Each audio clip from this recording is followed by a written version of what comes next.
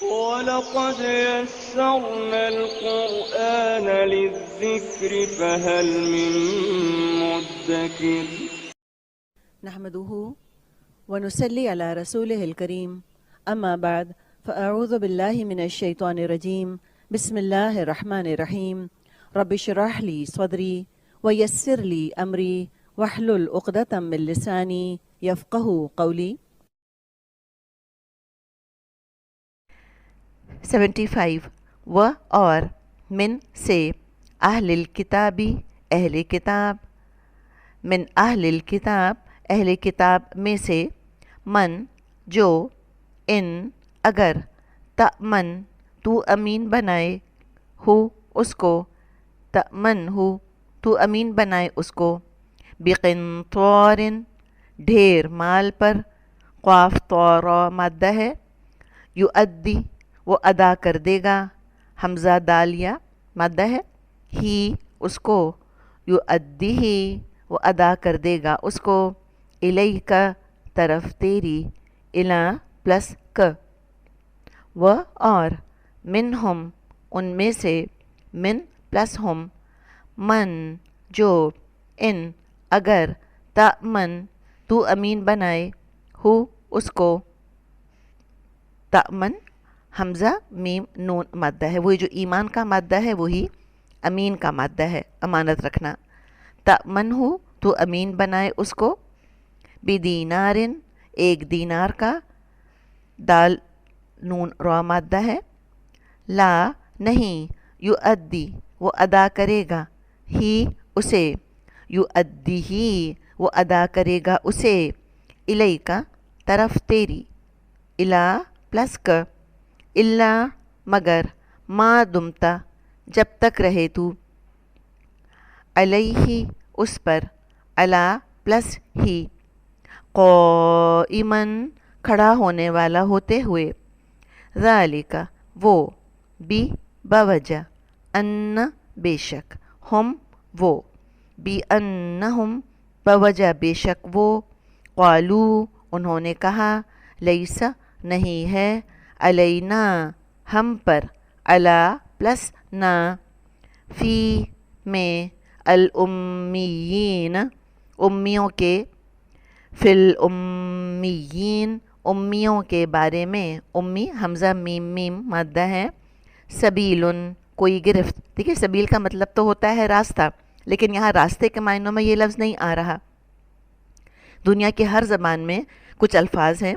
جو سننے میں ایک جیسے ہوتے ہیں لیکن استعمال کی نوعیت کے حساب سے ان کے مطلب میں فرق ہو جاتا ہے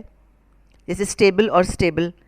ایک ڈاکٹر استعمال کرے گا سٹیبل مطلب پیشنٹ سٹیبل ہے کوئی گھوڑا رکھنے والا استعمال کرے گا سٹیبل اس کا مطلب ہوگا وہ جگہ جہاں گھوڑا رہتا ہے تو لفظ بالکل ایک ہے لیکن معنوں میں زمین آسمان کا فرق ہو جاتا ہے تو کوئی پریشان نہ ہو کہ بھئی سبیل کا مطلب تو راستہ ہے تو ہر جگہ راستہ آنا چاہیے نہیں ایسی بات نہیں ہے دنیا کی ہر زبان میں ہم یہ قاعدہ دیکھتے ہیں کہ ایک لفظ مختلف معنوں میں کانٹیکسٹ کے حساب سے استعمال ہوتا ہے تو یہاں سبیل راستے کی بات نہیں ہے گرفت بلیم جس کو ہم کہیں سبیلن کوئی گرفت و اور یقولون وہ کہتے ہیں اللہ اوپر اللہ کے الکذبہ جھوٹ اللہ الکذب و اور ہم وہ یعلمون وہ جانتے ہیں نحمده ونصلي على رسوله الكريم أما بعد فأعوذ بالله من الشيطان الرجيم بسم الله الرحمن الرحيم ربي اشرح لي صدري ويسر لي أمري واحلل عقدة من لساني يفقه قولي ربي يسر ولا تعسر وتمم بالخير اللهم إني أسألك علما نافعا ورزقا طيبا وعملا متقبلا یا مقلب القلوب ثبت قلبی علی دینک آمین اللہم آمین السلام علیکم ورحمۃ اللہ وبرکاتہ امید اور دعا ہے کہ آپ سب خیریت کے ساتھ ہیں الحمدللہ اللہ سبحانہ و تعالیٰ کی توفیق اور اللہ تعالیٰ کی رحمت کے ساتھ ہم اپنے لیسن سورت آل عمران کی آیت نمبر 75 کا آغاز کریں گے، اس نیت کے ساتھ کہ اللہ سبحانہ و تعالیٰ اسے ہمارے لیے پڑھنا، اس پر عمل کرنا اور عمل کے ساتھ اسے دوسروں تک پہنچانا آسان کر دیں۔ اللہ تعالیٰ ہماری کوششوں کو، ہماری محنتوں کو ہم سے قبول فرمائیں اور اس کام کو ہمارے لیے، ہمارے والدین کے لیے، ہمارے اساتذہ کرام کے لیے اور سب سے بڑھ کر میری اور آپ کی آخرت کے لیے بہترین صدقہ جاریہ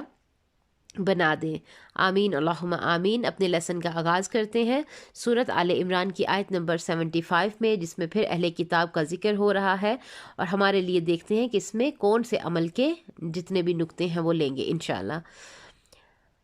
اعوذ باللہ من الشیطان الرجیم، بسم اللہ الرحمن الرحیم۔ ومن اہل الکتاب، اور اہل کتاب میں بعض ایسے ہیں کہ اگر تو ان کے پاس ایک ڈھیر مال کا امانت رکھے وہ تجھ کو ادا کریں۔ اور دوسرا یہاں پر دیکھیں، پہلے ایک گروہ کی بات ہے، کس کی؟ کہ اگر ان کے پاس ایک ڈھیر کی امانت رکھی جائے تو وہ اسے احسن طریقے سے ادا کریں، اور بعض ان میں سے وہ ہیں، اب دوسرے گروہ کی بات ہو رہی ہے، اور بعض اس میں سے وہ ہیں کہ اگر تو ان کے پاس ایک اشرفی امانت رکھے تو بھی تجھے واپس نہیں کریں گے، ہاں جب تک کہ تو اس کے سر پر کھڑا رہے، یا اس واسطے ہے کہ وہ کہتے ہیں کہ ہم پر ان پڑھ لوگوں کا حق لینے میں کوئی گناہ نہیں، اور اللہ پر وہ جھوٹ بولتے ہیں حالانکہ وہ جانتے ہیں، وَهُمْ يَعْلَمُونَ۔ یہاں پر جو روایت ملتی ہے کہ بنی اسرائیل میں ایک شخص نے 1000 اشرفی قرض لیا۔ قرض دینے والے نے پوچھا تمہارا گواہ کون ہے؟ قرض لینے والے نے کہا کہ میرا گواہ اللہ تعالیٰ ہے، یعنی کہ جو دینے والا ہے وہ بھی پوچھ رہا ہے کہ تیرا گواہ کون ہے، اور قرض لینے والا بھی بتا رہا ہے کہ میرا گواہ کون ہے، کہ اللہ ہے۔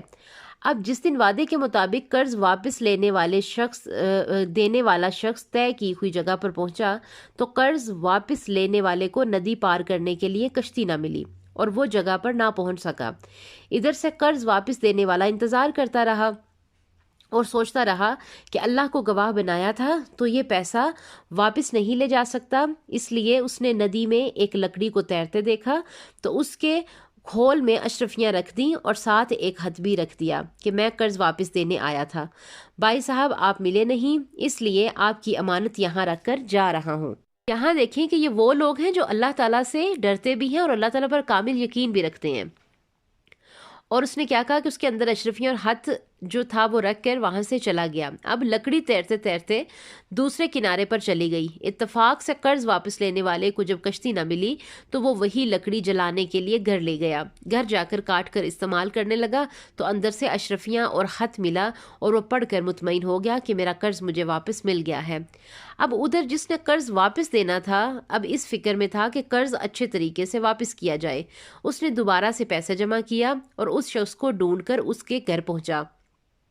اس نے بتایا کہ تمہارا خط اور تمہارے پیسے مجھے واپس مل گئے تھے۔ اب یہاں دیکھیں کہ یہاں کہا جاتا ہے کہ یہ اسی واقعہ کا ذکر ہے، اور یہاں پر ہمارے لیے عمل کی بات نوٹ کریں کہ آج بھی الحمدللہ ایسے لوگ دنیا میں ہیں جو ایماندار ہیں، لیکن کچھ ایسے بھی ہیں۔ اب دوسری طرف کی مثال، اور بعض ان میں سے وہ ہیں کہ اگر ان کے پاس ایک اشرفی امانت رکھیں تو بھی وہ تجھے واپس نہیں کریں گے،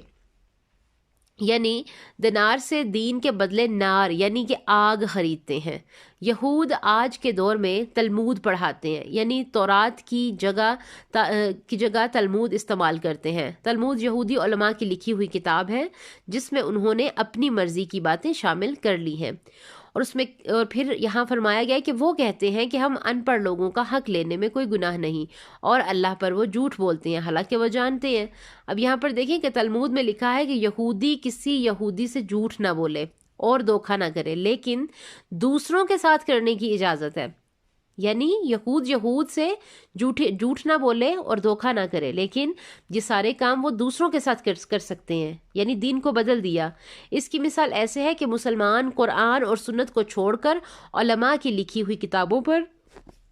بھروسہ کریں کہ فلاں امام نے یہ لکھا یا فلاں عالم نے یہ لکھا اور قرآن کو پس پش ڈال دیں، تو ایسا نہیں ہوگا۔ اللہ تعالیٰ نے بہت واضح احکامات ہمارے سامنے رکھ دیے، بس وہ کہتے ہیں کہ غیر یہودی سے جھوٹ بولنا اور دھوکہ کرنا جائز ہے اور صرف یہودی انسان ہے۔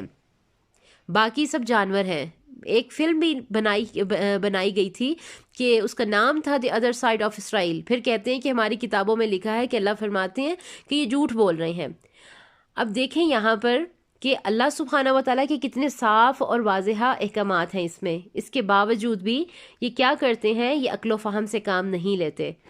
نہیں غور و فکر کرتے. ہم نے کیا کرنا ہے؟ ہم نے کسی پر انگلی نہیں اٹھانی، بلکہ ہم نے اپنے عمل کے اس میں جتنے بھی ہمارے لیے عمل کی بات کیا ہے. سب سے پہلے تو یہ ہے کہ ہم نے بحث نہیں کرنی، ہم نے تکرار نہیں کرنا. اور اوپر جس اچھے گروہ کا ذکر ہے کہ جب ان کے پاس امانتیں رکھوائی جاتی ہیں تو وہ اپنی امانتوں کا بھی خیال رکھتے ہیں. اور میں نے بتایا نا کہ آج بھی الحمدللہ ایسے لوگ دنیا میں موجود ہیں جو ایماندار ہیں الحمدللہ، جن کے دلوں کے اندر اللہ کا ڈر ہے، تقویٰ ہے، وہ امانتوں کا بھی خیال رکھتے ہیں، وہ اللہ تعالیٰ کی عبادات کا بھی خیال رکھتے ہیں، وہ اپنے زندگی کے جتنے بھی معاملات ہوتے ہیں ان کو کرنے میں اللہ تعالیٰ سے ڈرتے بھی ہیں اور اللہ تعالیٰ پر اپنی نظریں بھی رکھتے ہیں. باقی اس آیت کا ربط انشاءاللہ آنے والے لیسن میں آنے والی آیات کے ساتھ لیں گے. تب تک کے لیے دعا کریں گے کہ اللہ سبحانہ و تعالیٰ ہمیں اپنے بہترین چنے ہوئے لوگوں کی صف میں شامل فرمائے، جو کہ ایماندار ہیں، جو کہ اللہ سے ڈرتے ہیں اور اپنی زندگی کے تمام تر معاملات اللہ سبحانہ و تعالیٰ کو سامنے رکھتے ہوئے کرتے ہیں، کیونکہ انہیں یقین ہوتا ہے کہ ہم نے ایک دن اس دنیا سے جانا ہے، ہمارا آخر روز قیامت ہمارا حساب ہونا ہے. اس لیے کیونکہ ہم اللہ تعالیٰ کی نظر میں، اللہ تعالیٰ ہمیں دیکھ رہے ہیں. اللہ تعالیٰ ہماری تمام مسلمانوں کی مشکلات کو، پریشانیوں کو ختم فرمائے، انہیں اور ہمارے لیے زندگی کے تمام تر معاملات میں آسانیاں فرمائے اور ہمارے لیے صراط المستقیم کے راستے آسان کر دیں. ہمیں اپنی اصلاح کرنے کی توفیق عطا فرمائے. آمین اللہم آمین. ربنا تقبل منا انک انت السمیع العلیم وتب علینا انک انت التواب الرحیم. السلام علیکم ورحمۃ اللہ وبرکاتہ.